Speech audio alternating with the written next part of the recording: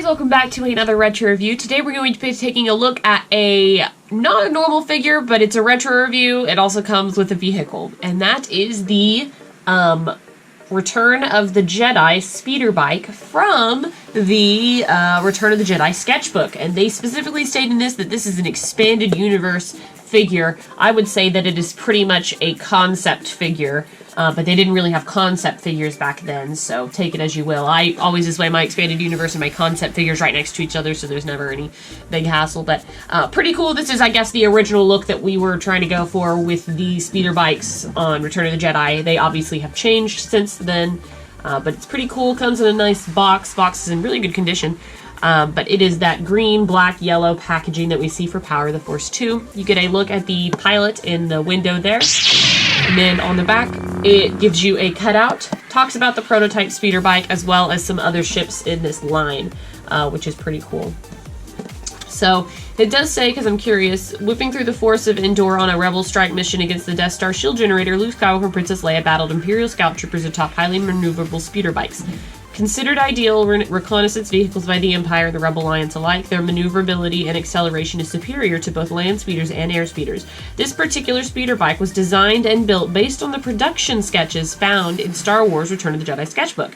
Its creator was renowned Star Wars artist Joe Johnson. So obviously we know that the Rebels did not end up using their own speeder bikes. The Empire was the only ones that had them, but it looks like there's a couple things that you can do. Fires a side-mounted concussion missile and out triggers flip forward during battle mode.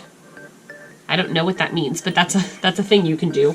Obviously, this was by Hasbro, still using the Kenner logo at the time that they purchased this company, but still pretty cool. I like it. Let's go ahead and get right into it.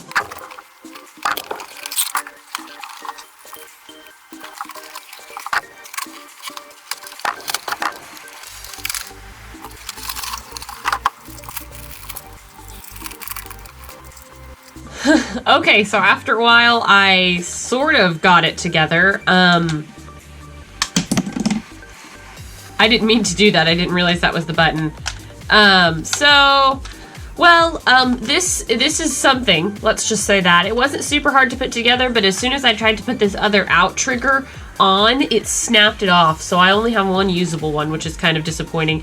But on the top, if you hit this button, they're supposed to swing forward.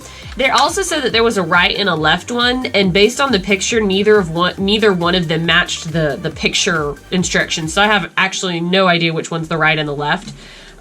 Without the other little pinchy thing, though, the grabby thing to hold this in place, I can't use this one. So I might just display it without these guys at all.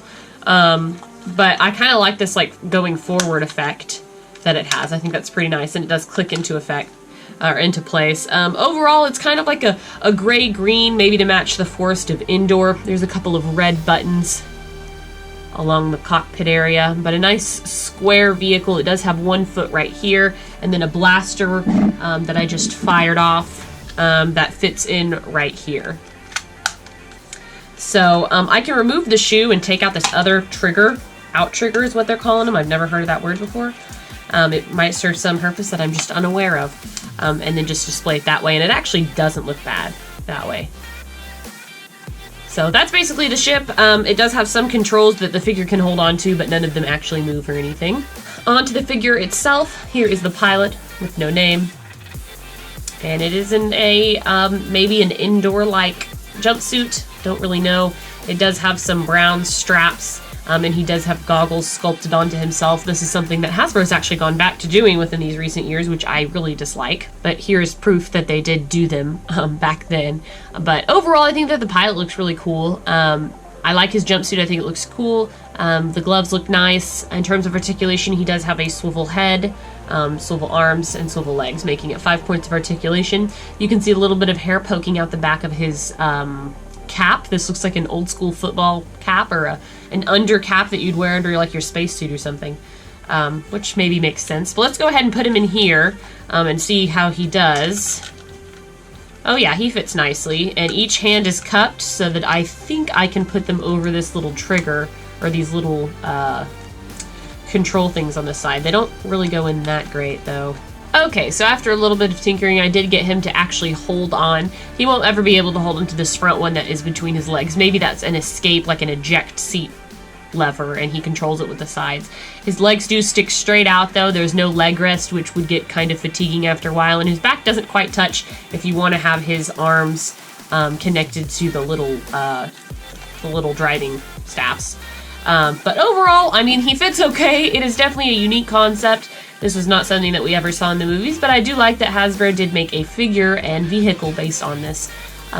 It was a shame that the little trigger things broke, but you can still shoot the missile through the button that's on the bottom here that will shoot this guy out.